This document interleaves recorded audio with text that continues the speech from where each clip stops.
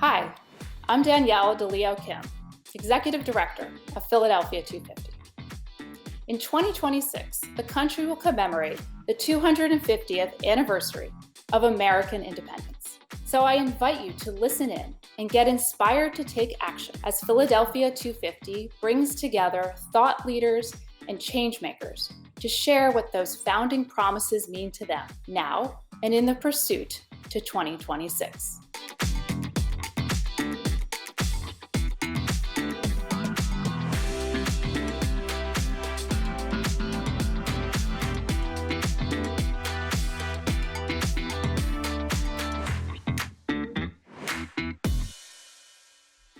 I'm Jessica Kartalija, CBS 3 anchor. We are here today to talk with Corinne O'Connell and Pastor Chandra Williams about connecting Philadelphians through affordable housing and helping them to achieve a more positive outlook on life. We will talk about how their stories relate to the idea of shared prosperity as part of Philadelphia 250's In the Pursuit series.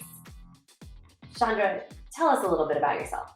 Sure. I actually had the awesome opportunity to pastor the United Missionary Baptist Church, which is located in the heart of Brewerytown. And I am actually a successor of my father, Reverend Charles I. Williams Sr., who was the pastor of that church for 54 years. Corinne, who are you? What do you do? Introduce yourself to everyone. I'm Corinne O'Connell. I'm the CEO of Habitat for Humanity Philadelphia. In my background, I consider myself a Philadelphia native, although I grew up in Jenkintown, so just outside. But Philadelphia's been home. I live in East Falls, and I've worked at Habitat for Humanity for just over 10, maybe 11 years now. So housing is in my DNA. It's who I am. And as we're thinking about, in the pursuit of housing is vital for everyone. In the past few years, Corinne, you have really transformed Habitat for Humanity here in Philadelphia. So it's a team effort, and I have the benefit of working alongside an amazing group of people. And I will tell you, Jessica, that when I started, at Habitat 10 years ago, nobody was talking about affordable housing. And the importance and the need just continues to elevate. I think that's there's multiple factors in there. Habitat sits at a crossroads when you think about housing and race, when you think about equity, when you think about education, when we think about the, happiness and for people to be able to thrive, housing is essential. So I don't want to say that I'm grateful that housing is now, at the forefront and it kind of, top page or top billing, but thankfully, the larger we has come to this place of recognizing how vital housing is. So we're positioned and we're ready. We're ready to build more. We're ready to repair more so that all Philadelphians can thrive. Dr. Williams, let me ask you too, when you see everything that Habitat is doing in your community, what are your thoughts? My thoughts are that, one, let me say this, I wish my father was alive to see what is actually going on, because I strongly believe that Habitat really embodies the purpose of housing, and especially low-income housing. The projects were never meant for people to stay there generationally. It was really meant to be a bridge. It was meant to be something that families pass through. And now you have Habitat there who's giving ownership to a community that was renting.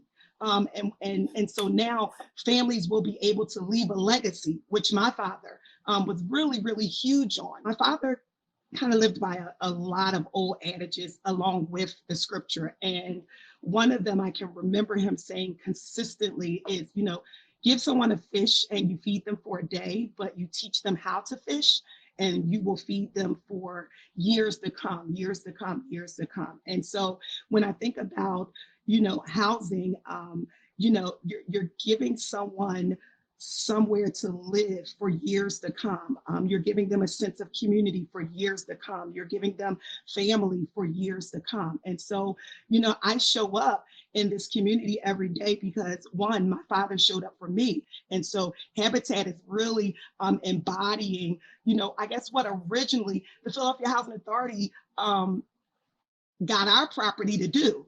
Now Habitat is really doing the work of giving generational wealth and real estate to families who would not really be able to afford the houses that are going up in our community for $300,000, $400,000, $500,000.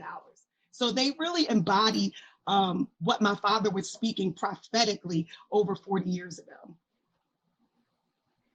So, Dr. Williams, in continuing that message, how important is it for people in Philadelphia to really take pride in their neighborhood and in their community?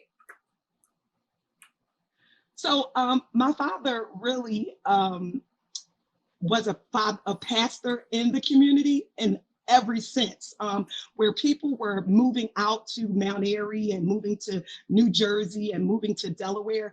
He lived right across the street from the church. And it oftentimes didn't make sense to my siblings and I. And we're like, why do we have to live here? And my father really wanted to show people that you could really raise your children at that time in the inner city. And so he raised all 4 of his children to be postgraduate level children in the Philadelphia area. And he knew that things were cycles. So he knew that when the realtors were coming to him and saying, we have this church, and then after the church, we have this house, we have another house. He walked around the community and he tried to get others to purchase real estate. And when I think about, 1964, 65, when my father actually acquired our building that I'm in now, it was because of relationships. And it wasn't Black on Black relationships. It was relationships that he had acquired with 3 Jewish men. They built a strong relationship so that when he purchased this building, the church building that I'm in, that he got to share his heart with these men. And because of that, they've shared in prosperity. So when a house came up, they shared with him that this house was available. And does he believe that there are people in the community that would like to purchase this house? And so it's very important. And I think it's, every time I ride past 24th and Jefferson, I just smile because I not only see the buildings of Habitat for Humanity, but I see my father. I see he actually, and Corinne, I don't think I ever told you this, but he was licensed as a minister at Miller Memorial Baptist Church, which is the church that's still seated there. And so I live in Brewerytown. My siblings live in Brewerytown. My mother lives in Brewerytown. Our children live in Brewerytown. And so, and who wouldn't want to walk 15 minutes to downtown? Who wouldn't want to do that? And so I'm proud to see what's going on and what Habitat is doing in our neighborhood. I like that. Corinne, as soon as Dr. Williams said the word cycle, I see you going, yeah. Yeah. I often get asked, we've talked the need for housing, affordable housing in Philadelphia is massive, 1 in 4 families. We have a really high housing stock in Philadelphia. And yet this, kind of tipping point of housing stock that's aging, 100 plus years old, owners that are aging. How do we, preserve the existing housing stock? But then I like, that idea of cycle. And what comes to mind for me is I often get asked about gentrification. Is it a good or is it a bad, or what's your opinion on gentrification? And, a rising tide lifts all boats only if you have a boat. So when we think about Sharswood and Brewerytown, here's Chandra and her family who have lived there from the 60s. The asset of owning in this neighborhood with this rising tide is essential. But how many families in that neighborhood need repairs on that existing asset so that they can stay and enjoy, this cycle of this upswing? That's, a focus of Habitat. Let's ensure that all neighbors can enjoy that rising cycle, that upswing. which is where the repair piece of our work comes into play. And then the other prong in that, think about the role that churches and houses of worship play. That's where people meet one another. That's where, you show up because so-and-so is there, and just that fellowship that takes place. So, community and what other assets exist and have existed in the Sharswood Brewery Town neighborhood and across Philadelphia. Those places where people connect and build social capital, knowing your neighbors' names, feeling comfortable sitting on the stoop, that's part of what makes a thriving neighborhood. And so that's the work, a lot of the work that Habitat is doing alongside Pastor Chandra, Enon, other community members, other community organizations to help in that space of knitting that community fabric to build social capital. Corinne, what do you think it means to be a better neighbor and have communities help each other to reach their full potential? So at Habitat, we talk about working alongside neighbors, working alongside communities. We don't have the answers. The answers and the solutions and the dreams live in the communities where we build. And so when we think about thriving, when we think about community, it does come from that place of alongside, of listening, of learning. I think about the Philadelphia 250, core value of by the people, for all people. And for us to thrive as a region, it is going to be unlocking that sense of, my home is only so safe and so warm and so dry as my neighbors. And my neighbor here in East Falls, my neighbor in North Philadelphia, my neighbor in Southwest Philadelphia, my neighbor in Wayne.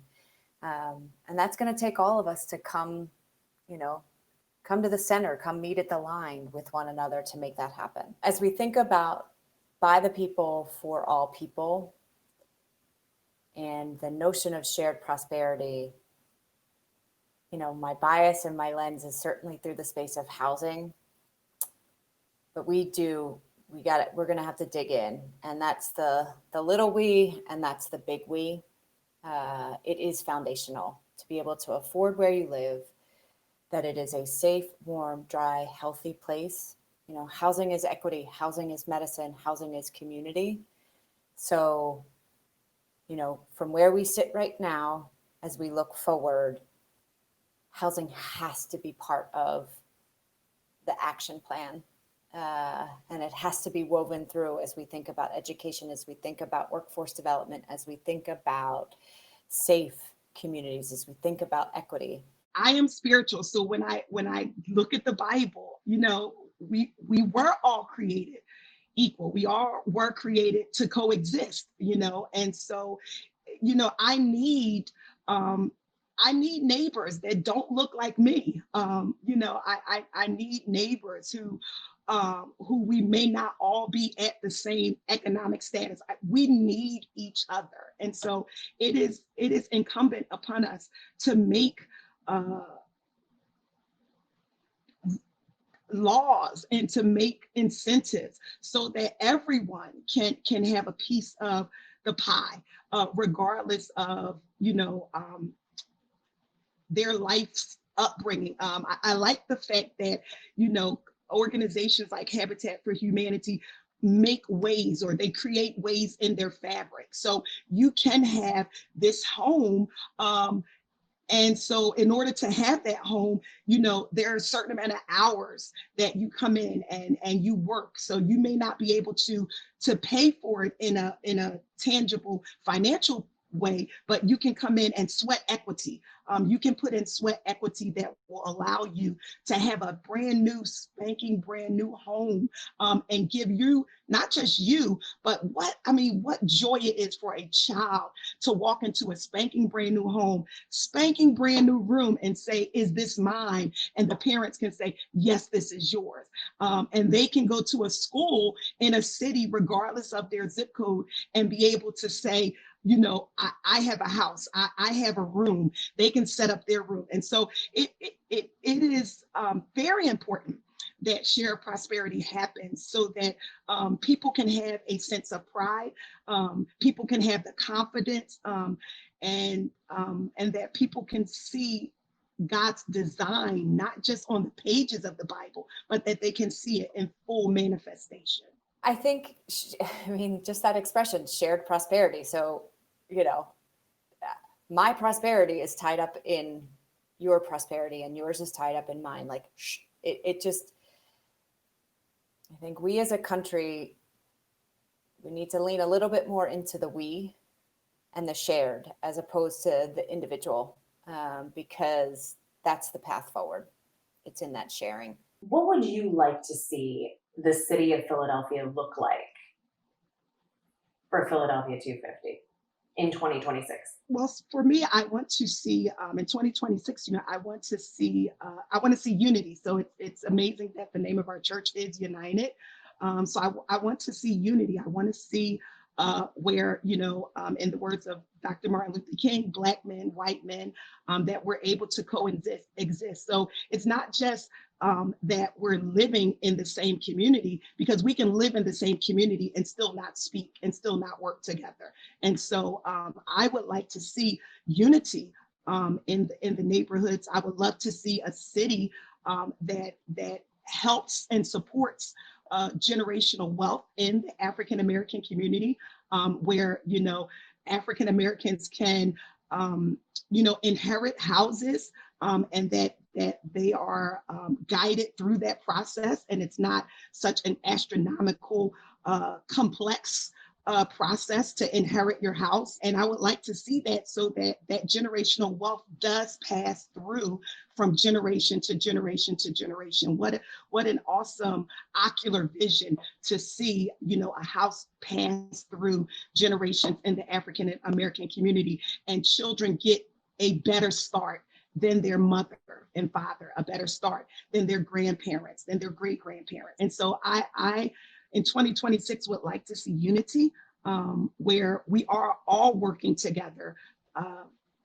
regardless of our skin color and regardless of our economical status. So fast forward, Corinne, to 2026, what would you like to see happening in our city? We have an audacious vision, and that is one where every Philadelphian has a decent place to live, safe, warm, dry, roof overhead. That's audacious because right now, 1 in 4 Philadelphians is challenged, at the first of every month, pay the rent, put food on the table, pay for a transit pass, pay the rent. By 2026, how incredible would it be if we unlocked the potential, the creativity, we're the birthplace of this revolution, of this, of what's possible. If we took a stand, and not necessarily from opportunity, but from obligation, to say that every Philadelphian will have a decent place to live and bring that vision to life by 2026. So that's one piece of it. And then the other is, let's close that racial wealth gap. 128 years between white families and Black families is completely unacceptable. And housing and home ownership is the way to do that. So let's get behind policy that empowers and creates that opportunity for families, Black and brown families, to build equity. Corinne, what can Philadelphians do now to see these goals be achieved? So we need to pay attention to housing, and more than pay attention, but legislation and advocacy, and that housing stays at the forefront.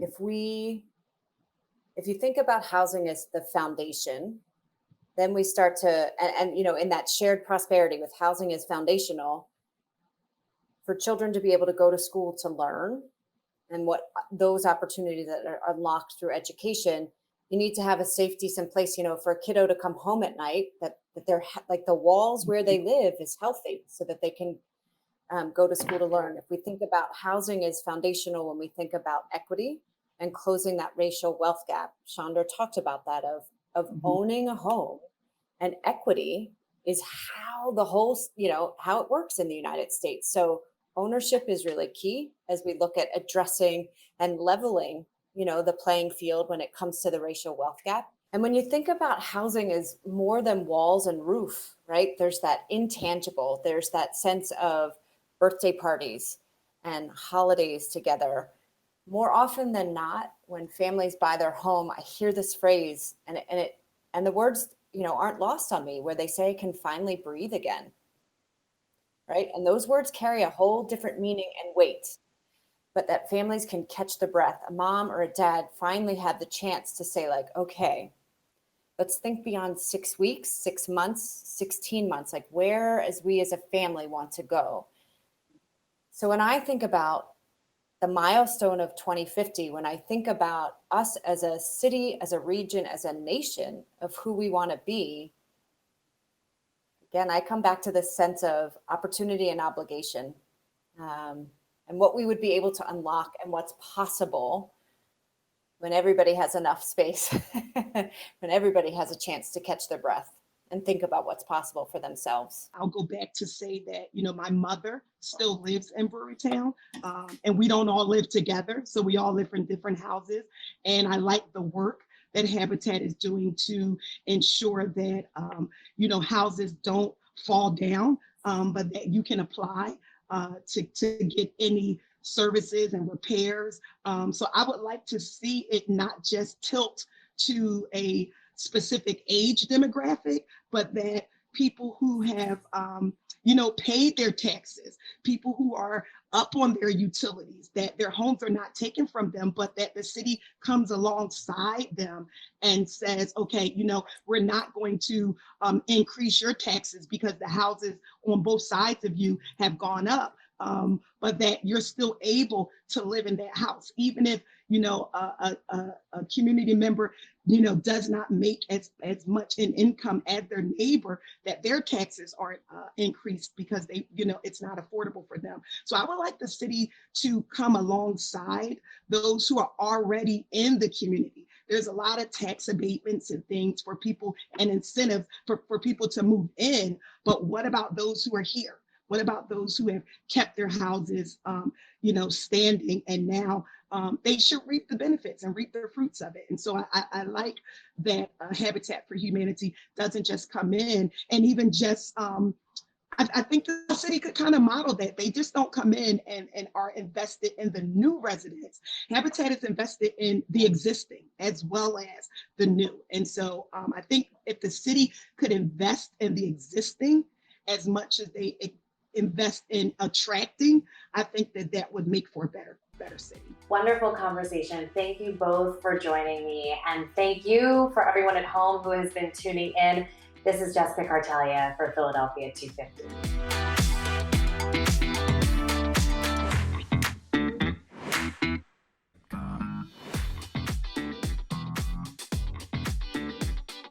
So I'm hoping that we can be that what we look at is exactly what happened in the American Revolution, that the insurers in Philadelphia, the health systems in Philadelphia, the universities in Philadelphia get together and have the Philadelphia experiment. I'll know we're successful if people aren't talking about what's happening at Penn or what's happening at Einstein or what's happening at Jefferson or Temple, when people are talking about what's happening in Philadelphia.